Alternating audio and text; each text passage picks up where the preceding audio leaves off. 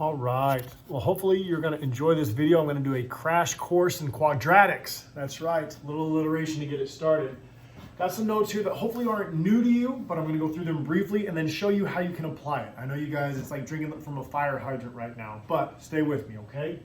Quadratic form is y equals the quantity x minus h squared plus k. Now, you may get advanced down the road where there's an a or there's a different number out front. We're not going to deal with that right now. So right now, we're going to have some nice, pretty ones. So here's what you need to know. From this formula, you can know the vertex just by looking at it. It's your h value and your k value. We're going to go through an example here in a second, but I'm just going to run down through the notes. Your AOS, or your axis of symmetry, I'm lazy, so I'm going to refer to it as AOS. It's always x equals h. I'll tell you why it says x equals here in a second. It's very important. But if you're looking for this in a graph, it goes through the vertex. It's that vertical line that splits the parabola in half, okay? So we're going to identify that here in a little bit. X-intercepts and y-intercepts. Now keep in mind, an x-intercept is where a graph hits the x-axis. Well, on the x-axis, all y values are 0. So it's very logical how you find the x-intercept. To find the x-intercept, plug a 0 in for your y in your original equation, and then just solve for x, okay? Now, its opposite partner is also true. The y-intercept is where a graph hits the y-axis, right? Well, any value on the y-axis for x has to be 0, that's right. So to find the y-intercept, plug a 0 in for x and just solve for your y, okay? Little side tip as well, x-intercepts, you started to hear another word for them. They're called zeros or solutions, okay? We're gonna look at that. Don't be thrown off. It's asking for the same thing. When it asks for a 0, it's really talking about your x-intercepts. When it asks for the x-intercepts, that means the solutions for the graph, or the zeros, okay? And then lastly, we'll get into a little bit of domain and the range. The domain is just your x values. Are there any limits on your x values? What are the limits on your x values? And again, yes, we're looking at how does the graph move from left to right, okay? Range, again, we have a lot of yin, we got a lot of yang. Range is your y value. So we're looking at how the graph moves up and down, okay? What does all that mean? Let's put it into practice. Here we go. I have an equation in vertex form that says y equals x plus 3 quantity squared minus 1. You may have a question like this where it asks for, hey, what's the vertex? What's the x-intercept? What's the y-intercept? What's the axis of symmetry? You can know all this stuff almost immediately. Okay, let's do the easy stuff, the vertex. So my vertex, I know from these magnificent notes, because I made them, what up, that the vertex is the h value and the k value. So let me show you a mistake that a lot of people make. Mr. Glenn, I got it. The h is 3, nailed it, and the k is 1. Now, these are both wrong, and here's why. You have to really pay attention.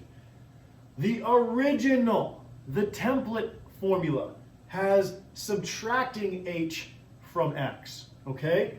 This one has it adding. How do you turn subtraction into addition? By subtracting a negative number, okay? So the only way that this became addition was if I really was minusing a negative 3, which is why my h value is negative 3, okay? Makes sense? Hopefully it does. I'm going to keep going. Your k value, notice the original, the OG original formula is adding k. Well, here we're subtracting. How does addition become subtraction? Well, you must have added a negative number. So the k value is negative 1. Okay, so keep that in mind. It's a little counterintuitive. If you're adding in here, it means your h value is negative. On the outside, it's a little more illogical, right? If you're subtracting, that means there's a negative k. If you're adding, that means it's a positive k. All right? Here's the easiest step. Easiest step. The AOS, the axis of symmetry, is literally, like I said, the line that goes right down the middle of the parabola and cuts it in half. The AOS is always x equals my h value. We know my h value is negative 3. You got 2 answers done right now. Because that's my h value, AOS is just x equals the h. We'll graph this here in a second, it'll make a lot more sense, okay? Let's keep going. What about those x-intercepts? X-intercepts. So let's see if what I said was true. So I'm going to do x over here and y over there, okay? x-intercepts, I take the original equation and I plug 0 in for y, and now I'm going to solve for x. Okay, notice I'm going to try to make sure you follow me here. I plugged a 0, it's the original equation. I just plugged a 0 in for the y. That's what it told me to do. To find the x-intercepts, plug 0 in for y and solve for x. Now, to solve this, let me tell you what I do not want you to do.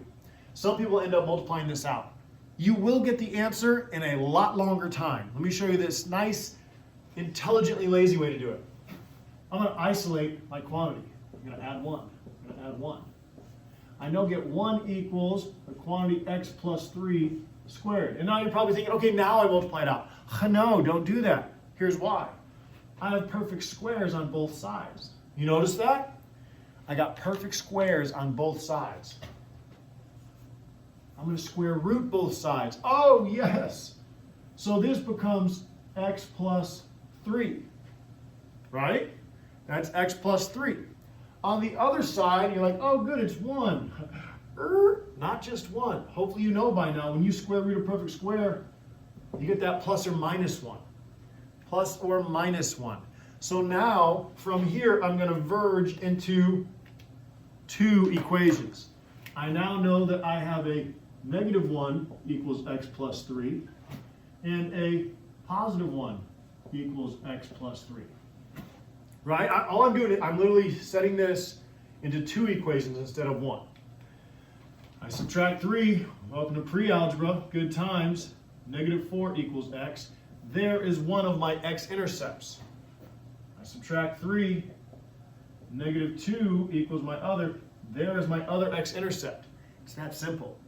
Now, just a little bit of inside scoop here.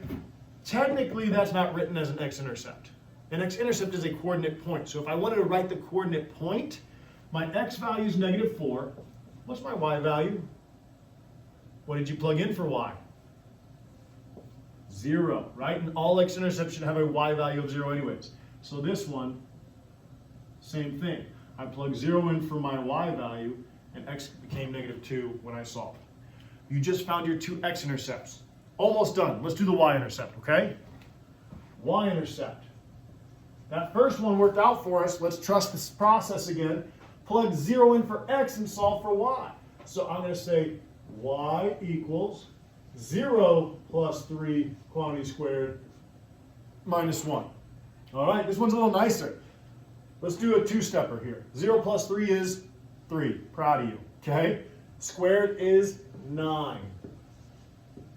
So my y-intercept is 8. But again, going a little deeper, an intercept technically is a coordinate point, so don't just leave it as y equals 8.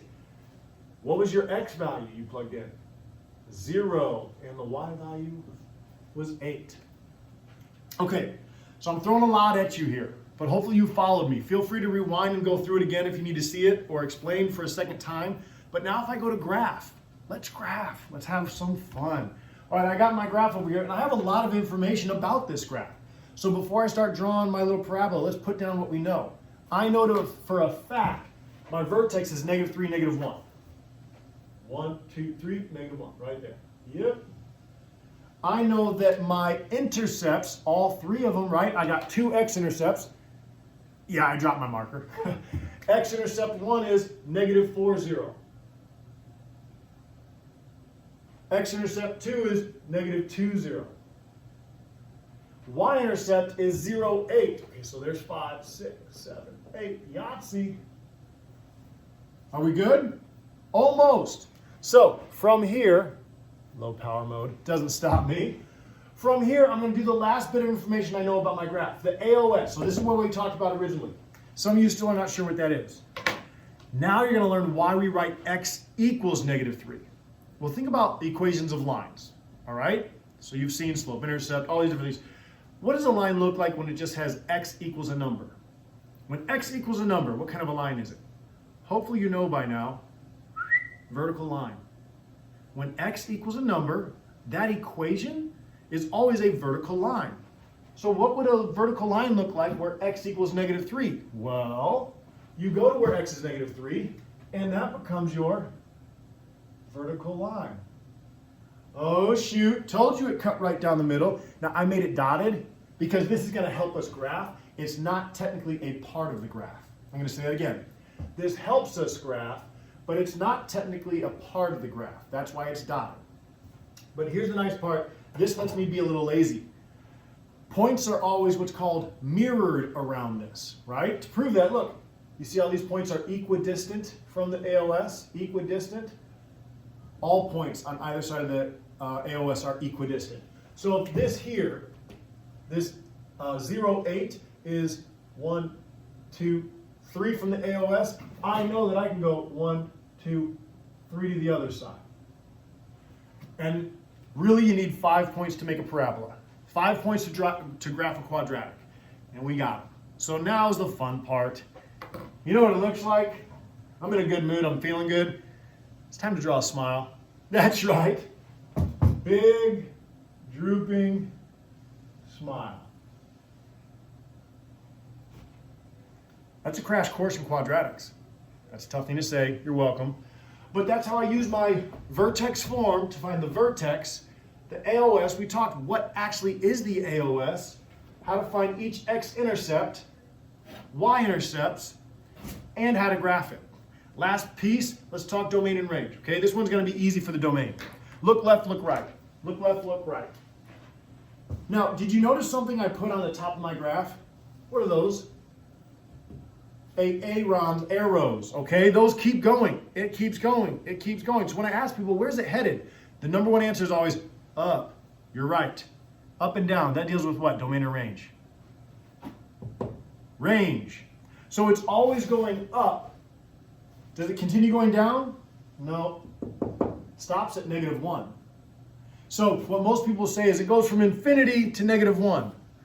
Okay, careful. That's a little bit backwards, right? It technically starts at -1 and goes off to infinity, right? If we're talking logically, numbers start at the lowest and go up to the highest. So my range for this, here's how they would write it. My range, my y values are greater than or equal to -1. And there's no cap on that, right? It's not like, but then it stops at, no it doesn't. But it is greater than or equal to, because we do go through that point, -1. Oh, did you notice something? Where else is that -1? It's the y value of the vertex. Y value of the vertex will always be involved in the range. Domain's the easy one. Domain's the easy one. Everybody says it goes up, but also where are both my hands going? In infinitely both directions. So is any number out of bounds when it comes to our domain? No. We refer to that as all real numbers, okay? All real numbers.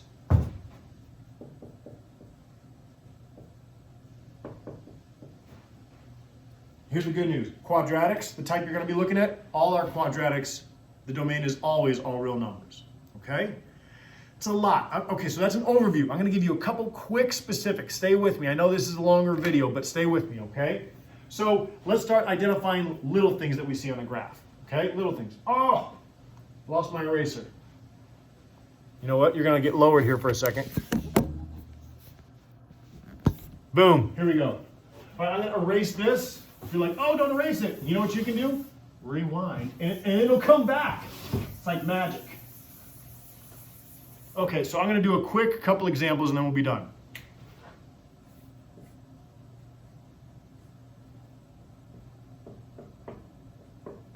Okay. Quick graph. This is going to be ugly, but it shouldn't be too tough.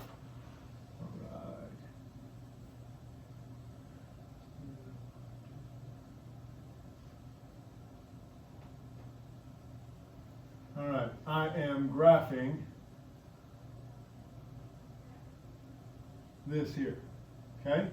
Looks ugly, but I tried to highlight 3 things here. And you'll always be able to see this from the graph, okay? So if I ask what's the vertex of this graph, all you have to do is look, where's the point that the AOS runs through? So in this, I could say my vertex is 1, -1. Okay? Boom, done. What's your AOS then? Do you remember? The AOS is always, some of you may look at this and go, oh, the AOS is 1. You're a liar. It's never 1, it's the AOS is always, don't forget this, x equals 1, because the AOS is a vertical line. It has to be an equation of a line, okay? So from here, I'm gonna switch to the vocab. What are my zeros? What are zeros? X-intercepts. So look, where are your zeros? They are at 1, 2, 3, and -1. Notice I didn't put parentheses around it. They're not coordinate points. They're 2 separate answers. We're going to go next level then, and this is something you might see. What would have been a parent function here then? What would have been a parent function? I just flipped it on you. We haven't even talked about this yet. What they're asking about is what's a factor? Next way to think about it is what binomial would produce these answers? What binomials would produce these answers? Well, think about this. If x were to equal 3 and x equals -1, we're almost going to solve this in reverse, right? These were zeros. These were zeros. So how would you make this back to a 0? I'd add 1. And x plus 1 would give me that 0. So that is one of your parent functions. Do it on the other one. How would we make that a 0? And this would be your other parent function. So the parent functions of this graph would be an x minus 3 and an x plus 1. I found those because I had to look at my zeros and thought what factors would produce these as solutions. I wrote them as solutions, unsolved it to make it 0, and that gave me my binomial factors. Okay? Lot being thrown at you. I'm just looking through other stuff that you guys may encounter. I think you got everything you need. Ask Miss Fine, ask myself if you have follow-up questions, but I hope this was helpful. Crash course in quadratics. Have a great day.